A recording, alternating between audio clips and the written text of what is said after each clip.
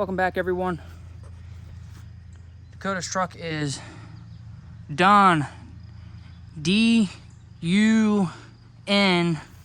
done. I didn't record it because, I mean, you guys have seen me do a million transmissions, I think. So I am getting ready to load my car up for a test and tune tomorrow. It's after I get off work. I'm not gonna have time to run all the way back to the house, so the car is gonna get pulled to the track or pulled to work, and then well, I'll leave straight from work. I'll have Dakota and they'll meet me up there, and I'll leave straight from work. Something I didn't get on video just because, like I said, you guys have seen me do probably a million transmissions by now. It's got to at least be a million, maybe a million too, 1.2 million. Transmission had to come out of this. It started making a funny noise, and I almost don't even want to say what it was, but it started making a very concerning noise, to say the least, and sounded like something inside the transmission was messed up. I pulled the transmission out. Did find some clutches that were, I don't want to say burnt, because they weren't really burnt, but they were on their way out. So I replaced some of them. I didn't replace all the clutches, but I replaced the ones that needed to be replaced, and I have more on the way to replace the rest of them. And put it back together, and sure enough, it was still making noise. And it wouldn't go in gear. It wouldn't go in reverse. It wouldn't go in forward. It would for a split second.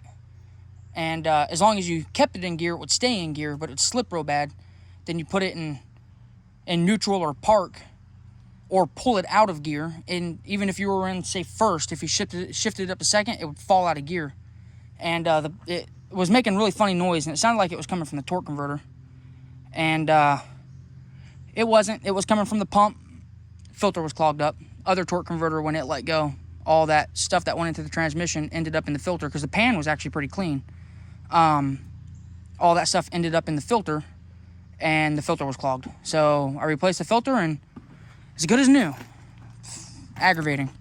Something else that I did, I added a billet aluminum.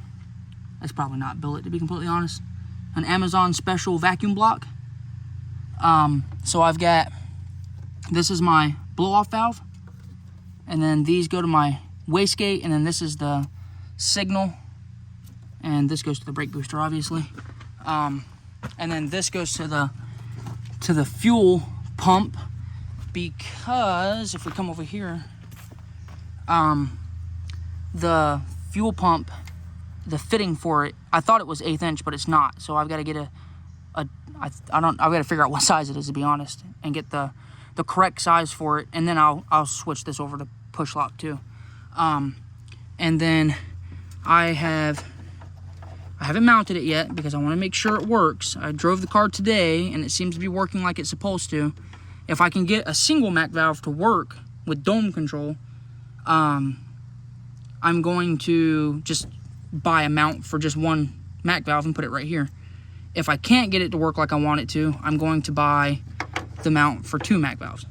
So that just all depends. I haven't mounted it yet because I don't want to buy a mount for 1 Mac valve and then this not work like I want it to and end up having to replace it anyways.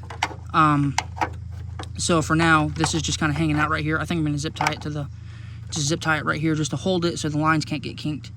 But if this works, I'm going to order just the mount for 1. If this doesn't work, there's enough room here for putting dual, and I'll put 2 of them right here. And that's the only reason why I haven't mounted it yet, because I don't want to do 2 single mounts. I'd rather get the nice mount. I'm going to get the Motion Raceworks mount that mounts both solenoids side by side and tease them in the middle and all that good stuff. But I do have to say, it did seem to be working like it was supposed to earlier. So I'm going to drive this up that big old hill right there, go ahead and get it loaded on the trailer, and then I got to get my truck hooked up to it. I usually turn around in the backyard, but it rained today and the backyard's kind of wet, so I think I'm just going to back the trailer out of the backyard. I think that'd be best. And then yeah, we'll probably pick this video up tomorrow at the track. How's it going, everyone? Picking this video back up. I am here. I'm gonna get unloaded. All right, I'm going up for my first run.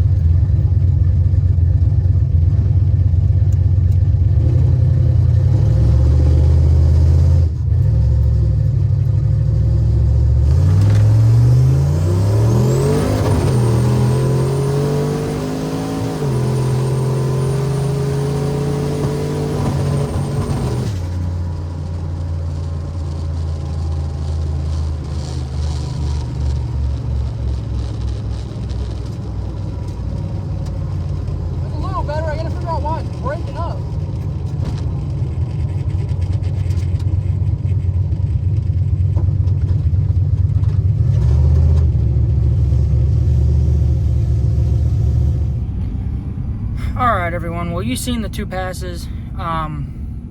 Wasn't great. Car broke up both passes. First pass I spun real bad. The second pass, the car broke up real bad. That's not gonna work. And and at the end of the track, as I was turning off the track, something happened with the transmission, and I don't know if I ballooned the torque converter and blew a hole in it. I don't know if I blew the pump off the front of the transmission or what, but I have fluid, or I may have just blown the seal out of the pump. I don't know, but there is fluid. Luckily, I did not oil down the track, thank God. But on the return road, I lost all my transmission fluid, which sucks. I hate that. I do not like putting oil down anywhere. But if I'm going to put oil down, I'd rather put it down on the return road. I've got to figure out what's going on with this thing. I got to figure out why it's spinning. And then the second run, I don't know what's going on with the trans brake, but the trans brake didn't appear to activate.